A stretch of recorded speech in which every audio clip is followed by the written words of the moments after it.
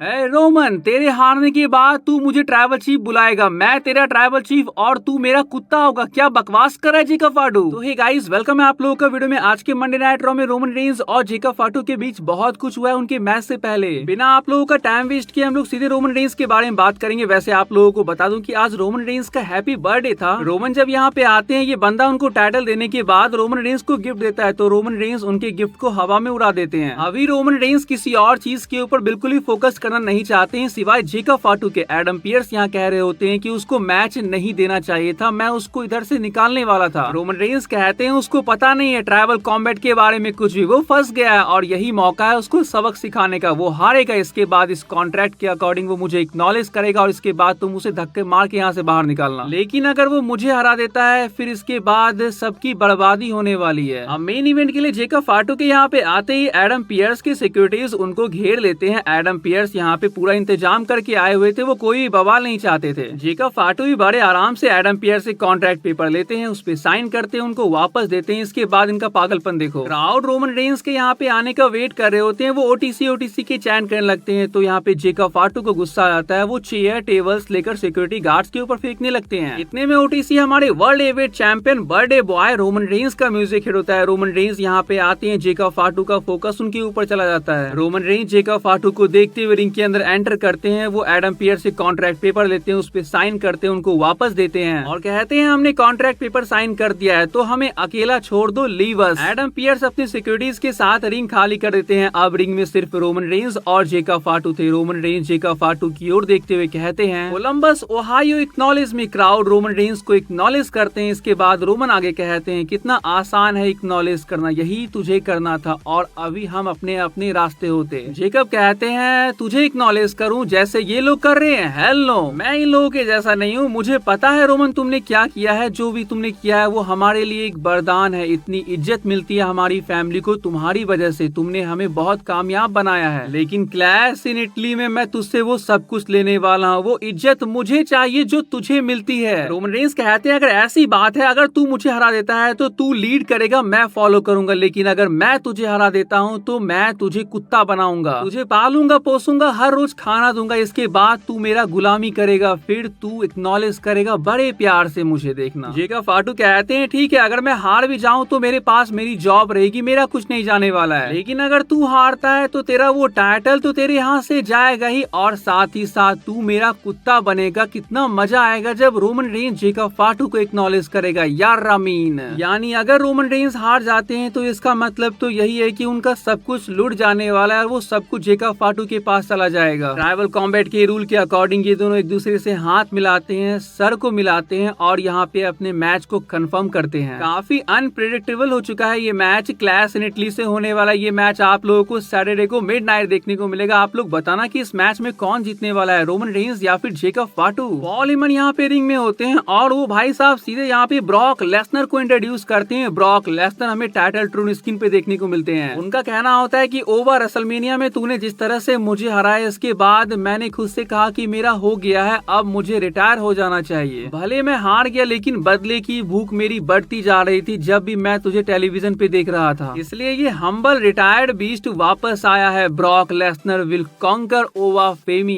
इस बार अगर Brock Lesnar ने ओवा फेमी को उसकी नानी याद नहीं दिलाई तो मेरा नाम पॉल हेमन नहीं, आप पॉल हेमन की सामत आने वाले थे, क्योंकि उनके इतना कहते ही ओवा फेमी का म्यूजिक हिट होता है। ओवा फेमी यहाँ पे रिंग की ओर बढ़ते हैं। वो पॉल हेमन के पास जाते हुए कहते हैं मैंने बीस्ट को जगा दिया तो उसने क्या जगाया मेरे अंदर, 4-4 F5 लगाने के बाद क्या जगाया, नहीं मारूंगा तुझे मैं पॉल। एक जो रिस्पेक्ट थी मेरे अंदर ब्रॉक लेसनर के लिए, उस 4 F5 के बाद वो सब खत्म हो गया। पर्सनल कर दिया उसने, इस बार मैं उसे हराऊंगा नहीं, मार डालूंगा। धमकी सुनने के बाद पॉल हेमन बैक स्टेज होते हैं। ऑस्टिन थियरी उनके पास आते हैं और टाइटल उनको देते हुए कहते हैं कि लोगन पॉल इंजर्ड हो चुका है, अब मैं इस टाइटल का क्या करूं। पॉल हेमन ऑस्टिन थियरी को समझाते हुए कहते हैं कि अगर लोगन पॉल इंजर्ड हो गया तो क्या हुआ, ब्रॉन ब्रेकर तुम्हारे साथ इस टाइटल को कैरी करेगा और तुम्हें क्या करना है आज वो अच्छी तरह से पता है ना। देखो गाइस, आज ऑस्टिन थियरी ने कितना बड़ा कांड किया है। जो हैंडी मस्त इधर गाना गा रहे होते हैं, Paul Paul can you fire Logan Paul के। इसके बाद क्या होता है कि ऑस्टिन थियरी पीछे से आते हैं स्टील चेयर के साथ और वो मारना शुरू कर देते हैं। पता नहीं थियरी किस जन्म का बदला चुका रहे थे, उन्होंने जो हैंडी को पूरी तरह से डिस्ट्रॉय करके रख दिया। बैक स्टेज सेथ रॉलिंस से ही बात कर रहे होते हैं कि बहुत जल्द उन्हें विजन को खत्म करना होगा, वरना वो सबको खत्म करके के रख देंगे। मॉन्टेस फोर्ड यहाँ पे आते हुए कहते हैं भाई तुझे कितनी बार ना करूं, तुझे समझ नहीं आता है कि हम तुम्हारा साथ नहीं दे सकते हैं। रॉलिंस कहते हैं दोस्त होने की हमें जरूरत नहीं है, लेकिन हम साथ मिलकर काम तो कर ही सकते हैं। और मॉन्टेस फोर्ड तो यहाँ पे सेथ रॉलिंस को चैलेंज कर देते हैं एक मैच के लिए, और सेथ रॉलिंस भी कहाँ ही पीछे हटने वाले थे, वो इस चैलेंज को एक्सेप्ट कर लेते हैं। इनका मैच देखने को मिलता है। सेथ रॉलिंस बीच मैच में मॉन्टेस फोर्ड को समझाने की कोशिश करते हैं, लेकिन भाई मॉन्टेस फोर्ड तो थप्पड़ मार देते हैं सेथ रॉलिंस को। इसके बाद सेथ रॉलिंस गुस्सा हो जाते हैं। मॉन्टेस फोर्ड के कई कोशिशों के बावजूद वो सेथ रॉलिंस को हरा नहीं पाते हैं। अपने स्टॉम्प के साथ सेथ मॉन्टेस फोर्ड को हरा देते हैं। और इसके बाद भाई ऑस्टिन थियरी यहाँ पे आते हैं। एंजेलो डॉकिंस को स्टील चेयर से मारते हुए एंड उनके सर पे वो स्टील चेयर मार देते हैं। मॉन्टेस फोर्ड और सेथ रॉलिंस एक दूसरे को मार मार के इतना ज्यादा थक गए थे कि इन दोनों में से कोई भी एंजेलो डॉकिंस को बचा नहीं पाता है। बैक स्टेज जाने के बाद फाइनली मॉन्टेस फोर्ड यहाँ पे कहते हैं कि हाँ हम दोस्त नहीं, लेकिन हमें साथ में मिलकर काम करना होगा। तो सेथ रॉलिंस स्ट्रीट प्रॉफिट के साथ मिलकर विजन को खत्म करने के लिए तैयार है। अरे भाई बता भी दो अब क्या राज है। ऑस्टिन थियरी और मैक्सिन डुप्री आज एक बार फिर एक दूसरे को देख के स्माइल करते हैं। ओटिस जब मैक्सिन से पूछते इस बारे में तो मैक्सिन यहाँ पे बिना कुछ बताए चली जाती है। एले नाइट यहाँ पे आते हुए रोमन रेंज और उसोस के बारे में बकवास कर रहे होते हैं। वो रोमन को मोस्ट करप्टेड चैंपियन कहते हैं और उसोस को कहते हैं कि वो वापस से रोमन का जाल में फंस चुका है। रोमन के बारे में बात किया। जिमी उसो यहाँ पे आते हैं, उनको डिफेंड करते हैं। क्या बकवास कर रहा है वे, मुझे पता है कि आधी लॉकर रूम हमसे जलती है। रोमन को तुझे थैंक्स कहने की जरूरत है, तेरा पेट भर रहा है, वो जिस बिजनेस में तू है वो उसे चला रहा है। एले नाइट कहते हैं तू तो हाथ से निकल गया, रोमन के चमचे जाके उसको बोल दे उसका बिजनेस मैं बंद करूंगा। तो हमारे मेजर सेगमेंट्स यहीं पे खत्म होते हैं। आपको छोटे मोटे मैच के बारे में बात करते हैं। रूसेफ वर्सेस रे मिस्टीरियो का मैच देखने को मिलता है। इस मैच में रे जीत जाते हैं। मैच के बाद रिंग साइड बैठे ईथन पेस का अटैक होता है रे मिस्टीरियो के ऊपर, तो ऐसे में ड्रैगन ली यहाँ पे आके उनको सेव करते हैं। पैंटा वर्सेस जेवॉन इवेंट्स का मैच देखने को मिलता है। इस मैच में पैंटा अपने टाइटल को रिटेन कर लेते हैं। मैच के बाद वो जेवॉन को इज्जत देना चाह रहे थे, लेकिन जेवॉन यहाँ पे गुस्सा होकर चले जाते हैं। Roxanne Perez and Raquel Rodriguez versus Bayley and Lyra Valkyria का मैच देखने को मिलता है। जजमेंट डे के काफी सारे इंटरप्शन के बावजूद बेली एंड लायरा वेल्किरिया इस मैच को जीत जाती है। तो क्लैश इन इटली में रोमन जेकब, ब्रॉक और ओवा फेमी के बाद हमें यहाँ पे कोडी रोड्स और गुंथर का मैच देखने को भी मिलने वाला है। एक और मैच देखने को मिलने वाला है आप लोगों को, Rhea Ripley versus Jade Cargill for the WWE women's championship. लेकिन मैं तो यार सबसे ज्यादा एक्साइटेड हूँ ब्रॉक ओवा के बाद रोमन रेंस वर्सेस जेकब फाटू के मैच को देखने के लिए। बहुत कुछ लग चुका है दांव पर इस मैच में। वैसे मैं आप लोगों को बताना चाहूंगा कि इस सेगमेंट के बाद हमें यहाँ पे रोमन रेंस देखने को मिलते हैं। वो क्राउड के साथ बात करते हैं। क्राउड रोमन रेंस के लिए हैप्पी बर्थडे के चैंट कर रहे होते हैं। रोमन रेंस को बहुत मजा आता है। रोमन क्राउड से बात करते हैं, उनको यहाँ पे लव यू वगैरह कहते हैं। वैसे आपने रोमन को हैप्पी बर्थडे कहा कि नहीं कहा? तो गाइस आज की इस वीडियो को यहीं पेंड करते हैं। वीडियो आप लोगों को अच्छी लगी तो चैनल को सब्सक्राइब कर लीजिएगा। मिलते हैं नेक्स्ट वीडियो में, तब तक के लिए bye guys and happy birthday Roman Reigns.